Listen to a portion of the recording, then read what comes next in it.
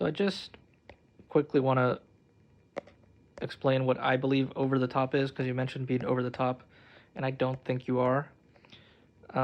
This is sort of the plane on the backswing, and to me, over the top would be the club coming over and the downswing being like that. Like the downswing is over the top of the backswing.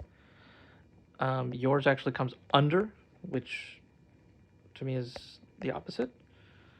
And the plane is parallel with it. I mean, I think that's like a perfectly good backswing and downswing. I don't think I would really change that. In your previous swing, you had a really shallow backswing, meaning that it's pointing like here, way more in front of the ball, versus pointing at the ball. And you kind of make up for it by on the downswing. At this point, now you're kind of aimed at more at the ball. And I mean, maybe you can consider this an over the top because technically that angle, but it's when I see over the top swings, it's more like that, you know. So I would stay away from this kind of backswing. I know you said this was an older swing, because here it's more shallow. You can see the club is way behind your hands, and you have that more shallow plane. In the new swing, the club is right where your hands are, which is good, and you have a better plane. So let me show you, compare it.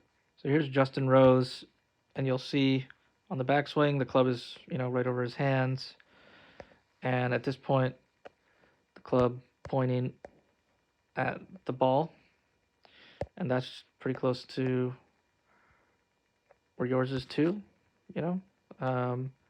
So this second backswing is definitely, in my opinion, much better and much closer to what you want to be than this one. I don't know if you were consciously trying to have a steeper backswing, but your old one was too shallow. This one's much more neutral. I would say your hands come a little bit high. The general rule of thumb, and if I go back to Justin Rose, he'll have his arm kind of covering that right shoulder. But you kind of make up for that by dropping your hands and the whole club, your arms, everything that way. So at this point now, your arm is covering that shoulder. So you kind of start up here and then work it down anyways. And I think that's fine.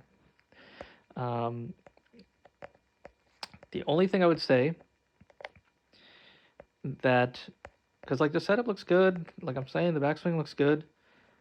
I don't think you're coming over the top. You mentioned having like hooks and stuff, and to me, over the top swings are usually a slice.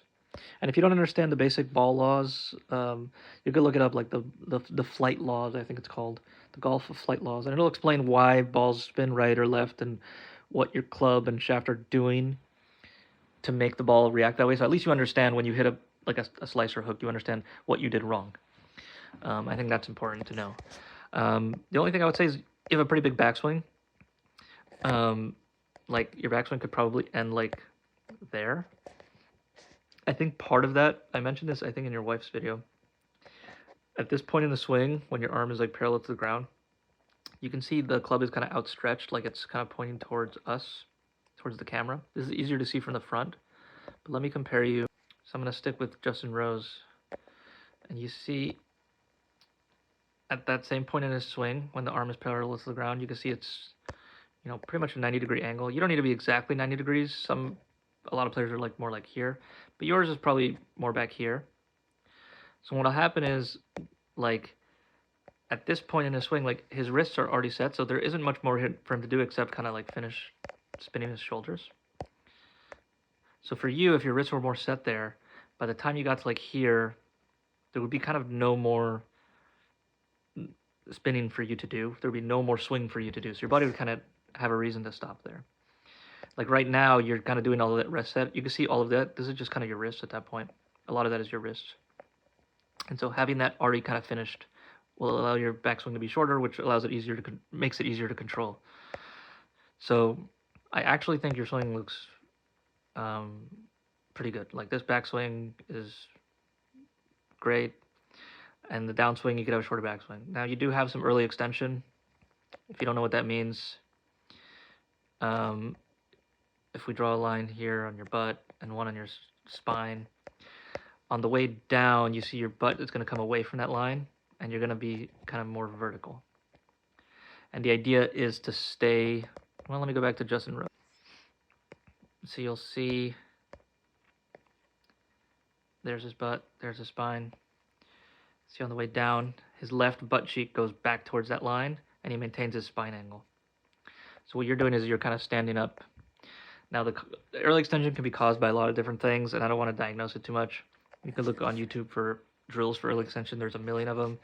But essentially what's happening is you're turning your hips like everybody does, but you're doing it by bringing